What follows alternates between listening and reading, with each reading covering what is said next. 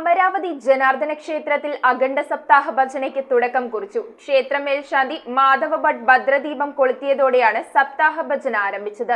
വിവിധ ക്ഷേത്ര ചടങ്ങുകളോടെ നടക്കുന്ന അഖണ്ഡ ഭജന ഓഗസ്റ്റ് 1 സമാപിക്കുമെന്ന് ക്ഷേത്രസമിതി ഭാരവാഹികൾ. ഫോർട്ട് കൊച്ചി അമരാവതി ജനാർദ്ദന ക്ഷേത്രത്തിൽ 56ാമത് അഖണ്ഡ സപ്താഹ ഭജനയ്ക്ക് തുടക്കം കുറിച്ചു. രാവിലെ 6 മണിക്ക് ഗണപതി ഹോമം ഉണ്ടായിരുന്നു. 7 മണിക്ക് വിളക്കുവെപ്പ് ചടങ്ങും നടന്നു. ക്ഷേത്ര മേൽശാന്തി മാധവ ഭട്ട് കൊളുത്തിയ ഭദ്രദീപം ക്ഷേത്രം അധികാരികളായ GS ശ്രീകുമാർ, RS അരുൺ, അഖണ്ഡ ഭജന സമിതി ഭാരവാഹികളായ MS ദിനകർ, മധുസൂദൻ ഷെട്ടി, GS ജയചന്ദ്രൻ എന്നിവരുടെ നേതൃത്വത്തിൽ സപ്താഹ മണ്ഡപത്തിൽ സ്ഥാപിച്ചു. അഖണ്ഡ ഭജന 7 ദിവസം നീണ്ടു നിൽക്കും. ഭജനയജ്ഞത്തിൽ കൊച്ചിയിലെയും സമീപ പ്രദേശങ്ങളിലെയും വിവിധ ഭജന മണ്ഡലികൾ പങ്കെടുക്കും. എല്ലാ ദിവസങ്ങളിലും രാത്രി 7 മണി മുതൽ 9 മണി വരെ പ്രത്യേക ഭജനകൾ ഉണ്ടായിരിക്കും. ഓഗസ്റ്റ് 1 രാവിലെ 7 മണിക്ക് വിളക്കെടുപ്പോടെയാണ് അഖണ്ഡ ഭജന സമാപിക്കുക. പൂജാസമയം രാവിലെ 7:30, ഉച്ചയ്ക്ക് 12 മണി, വൈകുന്നേരം 7:30, രാത്രി 12 മണി എന്നീ പ്രകാരമായിരിക്കുമെന്ന് സമിതി ഭാരവാഹികൾ അറിയിച്ചു. News bureau, Kochi.